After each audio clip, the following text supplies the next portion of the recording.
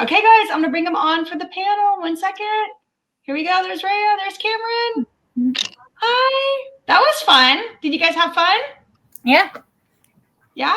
Yep. Good. Yeah, that's awesome. Okay, all right. So there's a couple things we wanted to talk about for sure. I said one of them in yours, Cameron. I was like, we should talk about that for a panel. Do you remember what it was? Was it the was it the unfinished series one? Or was it first in series free? First in series? First in series free. That's what it was. That's what it was. That's what it was. First in the series free books. Okay. So you were saying that you like that, Cameron. You like it when people do that? Yeah. Yeah. As a reader. As a reader. Yeah. As a reader, I love that. I tend to pick a book that's free, and then if I like it, I read that whole author's backlist. Okay, that's awesome. And so is that why you chose to do that for yours in particular? Yeah. Because you just enjoy it yourself? I do. Yeah. I think so. Yeah. Okay. Works well. Okay, Rhea, how about, I mean, this is probably, it's kind of probably like a no-brainer. Like, oh, it's cool to get a free book, right? You probably feel the same way. Like, it's cool when you get the first book free from an author. Yeah, I've discovered, just becoming an author, I've discovered BookBub. And so now I look at the emails that come through, and I always just scroll and find out, 99 cents, especially if it's a really popular book that I wouldn't buy. But I read a lot on KU as well. As a reader, I read on KU.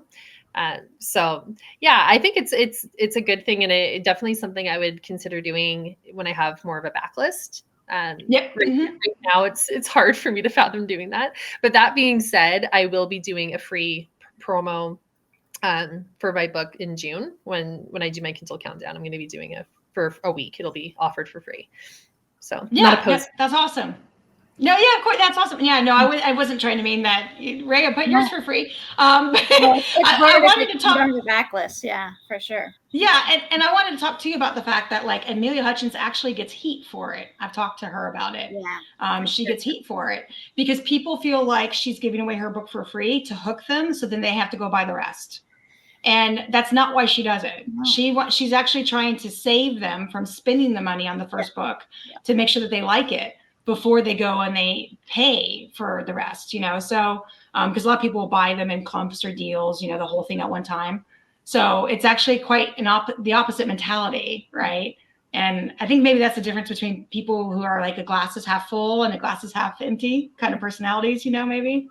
But that's why when you said that, Cameron, I thought, oh, this is a good one to mention on the panel, because for anyone watching, they might think the same thing. Oh, that author's just giving it for free. So then that way I get hooked and I have to go buy all the books, And that's not true. That's not why. No, definitely not. As a reader, I like to know that I'm going to enjoy the book and that author's writing. And then, if I do, they've got me, and that's great. And I'll love them forever. But then there's other books that I'm like, I wouldn't have spent the money, or I wouldn't have read beyond that. So it was nice to have the free one, but it didn't catch me. So. Yeah. That makes sense. So the other thing we were going to talk about too in the panel was completed series. This is a good, we talked about it ahead before we started the live. This is a good one to talk about because a lot of people ask for completed series. And it's actually a sore spot. If I'll do a recurring post in the groups saying, guys, totally understand the pain of not having the next book available. Like, we get it, especially if there's a cliffhanger. But it's important to also read non-completed series because of XYZ.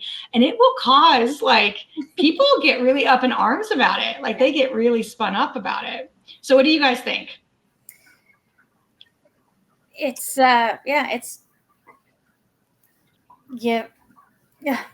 go first. Sorry, I can start. I just was feeling like I was talking too much.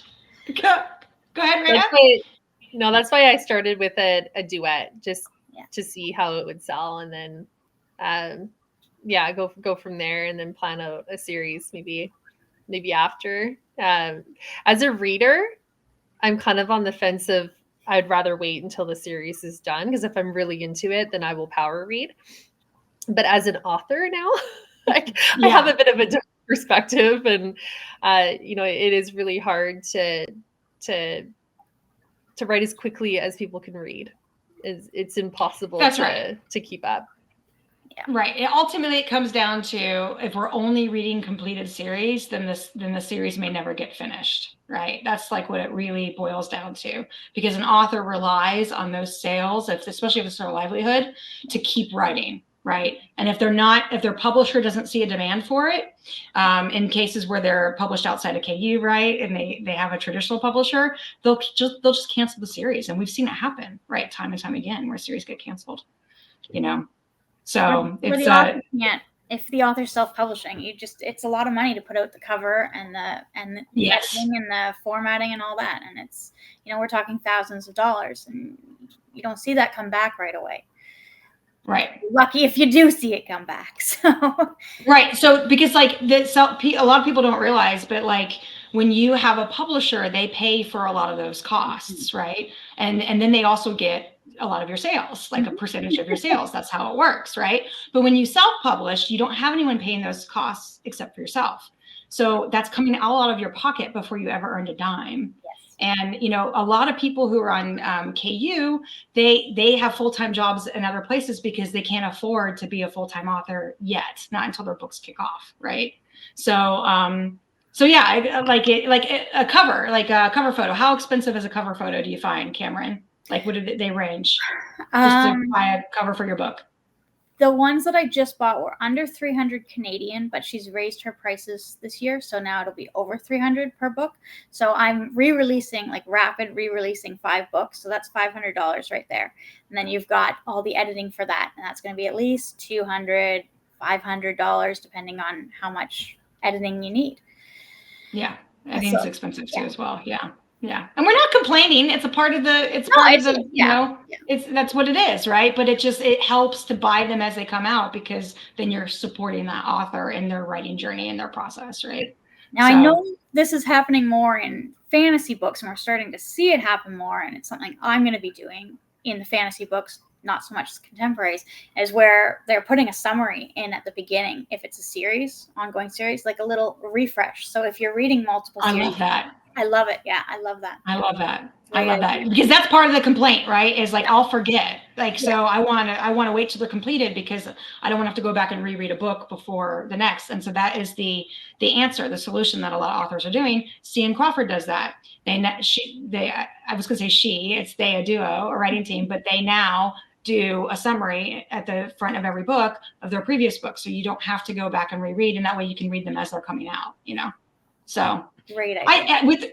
There's a comment here that says, I love waiting for the next book. It is such a build-up and so exciting. Also fits in well with my mood reading. That's Amanda Starr. That is so true. Like, I actually prefer uncompleted series now for that reason, because I like to talk about it with others and have that anticipation. Join the authors group on Facebook, and then do posts like, I remember, let's see, Broken Bonds, Jay Bree.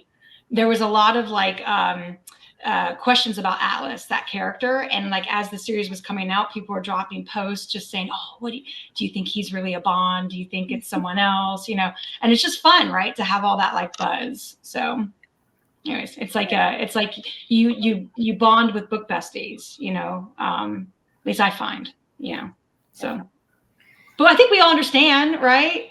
Like, we get why people don't like it, because you get done and you're like, where's the next one? I need it. It's a motivating factor for me. So my book does have a cliffhanger. It's right in the warnings. So I tried good to know. Well, in my mind, it wasn't a cliffhanger, but my reviews say differently. So I apologize in advance, because in my mind, it was happy for now. But anywho, but there was nothing more motivating to write and get the second book done than having so many people read the first book. It was just like, oh man, I gotta get to this. So I spent my very cold Canadian winter writing the sequel. And yeah, I'm really excited to have it published early. But that was because people read and appreciated the first. Because authors are humans too. They're people too. They have feelings. And it's like they're seeing all this love for their book, and then it's exciting. It's super exciting, like you said.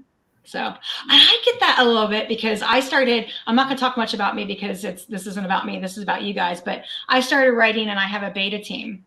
and I drop off each chapter to the beta team when I finish the chapter. And I am like on pins and needles, just waiting to hear what they think and what they say. And like the Libby voice text, I'm like, this is like, so I know how that feels now. I didn't know that before as a reader, but it makes you want to write. Yeah. Yes. You're just like, or you're just like waiting. Cause like, I know certain people on the team are certain like pro different people on the story. And so like, I'll write a chapter that's really favorable for like one possible scenario. And then like the ones that are like pro team, this one character versus the one, they get really excited, they're like, oh, this finally happened. And then the other team people, they're like, no, and it's like, we already have teams, already having teams forming, it's great. And it's not a love triangle, but my favorite part of the authoring journey so far has been just having people reach out to me through DMs on Instagram or Facebook, just like, hey, I'm reading your book, and they just want to talk about it. And I love it. I will seriously give them all the time of the day. I'm like, I'll be here for you. Whatever you want to talk, I just live for it. It is my favorite thing. I love authors that are accessible like that. I love that. And I love authors that stay that way even when they get big. There are authors out there, Stephanie Hudson, she's super accessible. She'll respond to all of, to people who reach out to her. Amelia Hutchins talks to me. She started talking to me before my group started getting big, and it's just like, it's amazing that these authors will take the time, Stacey Marie Brown messages me, and it's like, that's so cool. Like, and it's not because I'm anyone special. Like I said, this is where my groups kind of got big. It's just because they care about their readers, So it's just cool. So stay that way before you guys get like, monstrous, and you have queues going all out the book signings for your books. Stay that way, So, but anyways, yeah, no, that's awesome. So how can everybody get a hold of you? Like how, like in light of that, like, is Facebook the best place? Are you guys on other socials? What's the best way? Rhea. We'll go with you first. Since everyone just paused. We're polite Canadians. He's just talking. It's okay. Yeah, so I'm on everything. I'm on TikTok under Ryan.writes, on Instagram, Rhea Ryan Writes. I have Facebook group. I have a reader group. I have email. I have a website that I need to work on because it's a little underdeveloped right now, but I'm working on it. So yeah, I would say the best way to get a hold of me, I'm probably on Instagram the most, but I do spend quite a bit of time on Facebook as well, but I'd say I chat with people on Instagram the most is where I'm kind of interesting. Out the most. The messengers are actually decent on Instagram, right? On TikTok, it's like the messenger. Yeah, I don't like the TikTok for that. Networking, that I find a lot of DMs happen for me on Instagram. Yeah. Okay. Cool. That's good. How about you, Cameron? Mostly on Facebook and Instagram. I'm not on TikTok. I started it and then deleted it. So Instagram, I think it's Cameron Allie Writes. And then on Facebook, I've got a Facebook page. I have a reader group, Cameron's Covey. And then I have a reader group for my Wolf Shifter series and a reader group for my Clay Ridge series. So if anyone wants to join those, if you've read them, then that's great. We've got a question. I was going to say we have a question about the book signings, which segues right into the book signing conversation. So, are either of you planning to go to any signings this year or next? 2. Yeah. So I'm doing the Lowdown in Lit in Charleston in March 2025. And then it's not announced yet, but I'll be doing Sinners and Stardust in Boston in 2025. Okay. Cool. Awesome. I'm really excited about both of them. Very exciting. How about you, Cameron? I've got Ignite this coming summer in Toronto. So they're normally, I think this is their 7th or 8th year doing it, but they're normally in London, Ontario, and they've just moved to Toronto. So that's in August this year. Yeah. That's awesome. So it sounds like you and I have something in common because you're trying to work into getting a book signing in Orlando that you're hosting, not Orlando, in Canada. Yeah. And I'm starting with FanGrrrl Romance Rex. We are actually heading into the book signing area. So I'm working on getting one together for Orlando right now. That's sponsored by FanGrrrl Rex.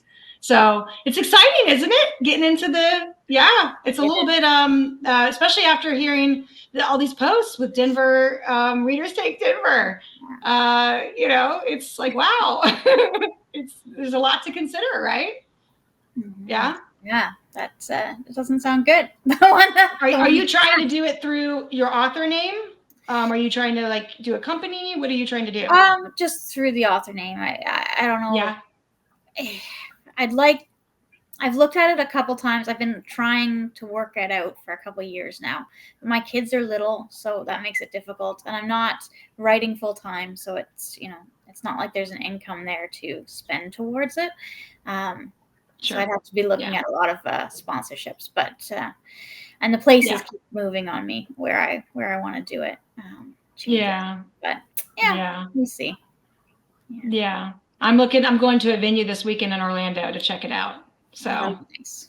Yeah, I'm excited. It's one of those big hotels, like one of those, all the, big pools and all that stuff, because Orlando, I feel like I'm super lucky because there's just so many places in Orlando. It's like I live right near there. So it's like the no brainer, for me. So what year would you be thinking? What are you thinking if you're looking?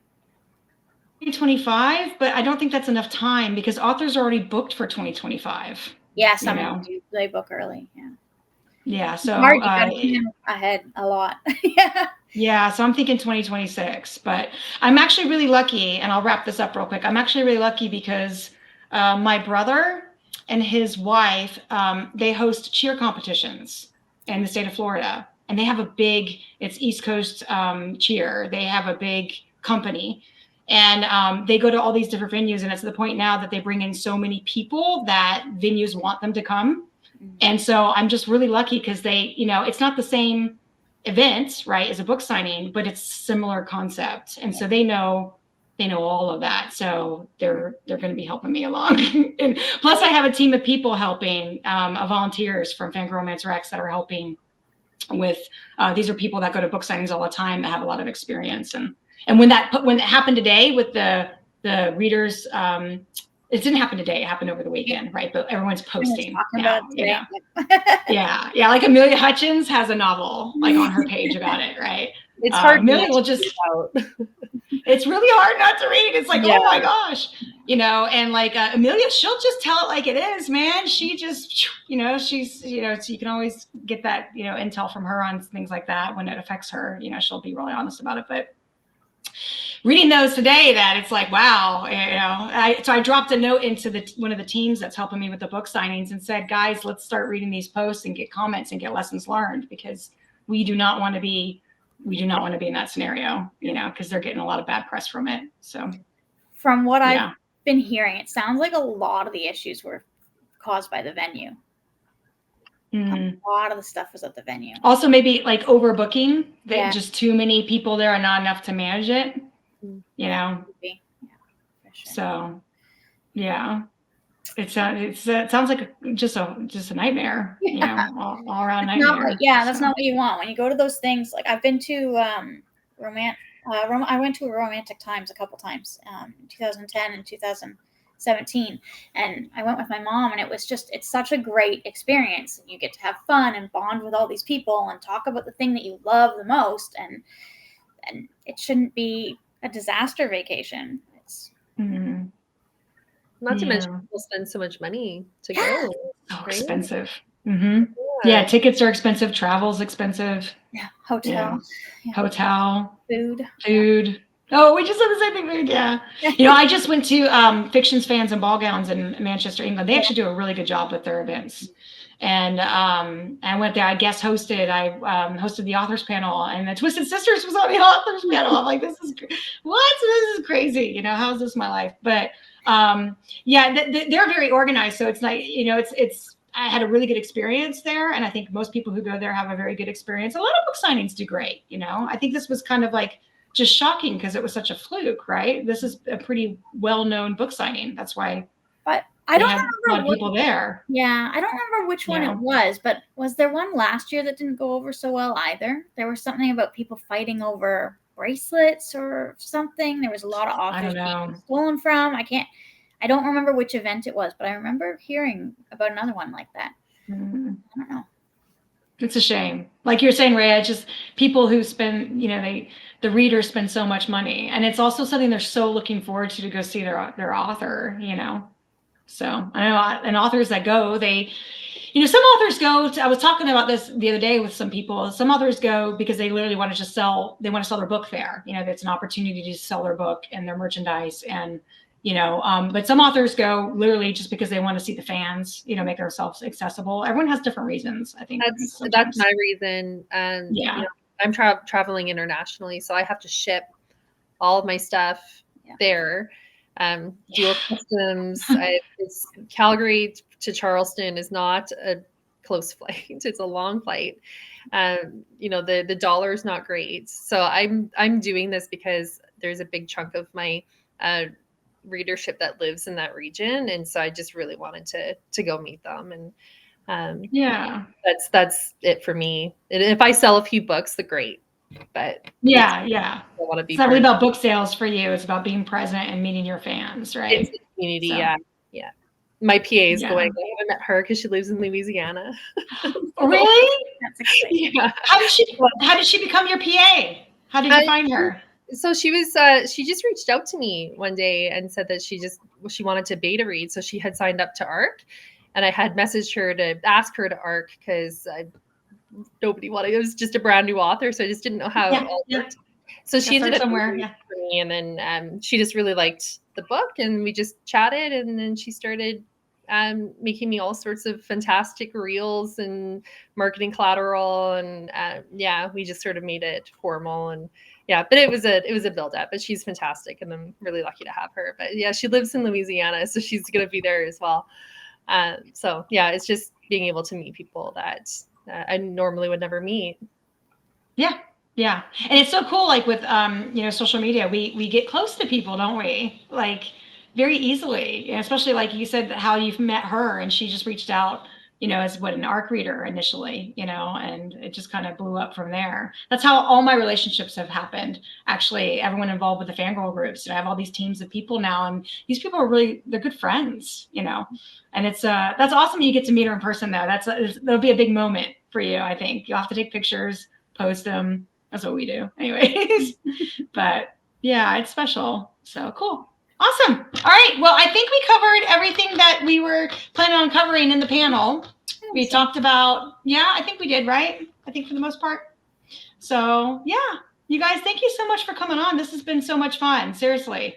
Oh, we got book bestie comments in the chat. That's Amy, my book bestie. She met me. She helps me out with so much of the group. She actually designed the website for FanGrrrl Romance Rex. Like she's completely taught herself how to do a website. So when you were talking about website earlier, I was thinking, I need somebody to help me with my website. So if anybody wants to read, there you go, Amy. Amy's like, no, please, no.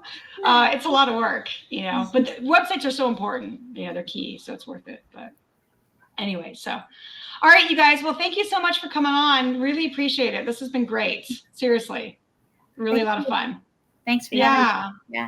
Yeah, no problem. All right, well, we'll see you around on Facebook and Instagram, right? Instagram for both of you two, and Facebook, I think, and no TikTok for Cameron. No. All right, you guys. Thank you so much. I'll see you later. Okay, bye.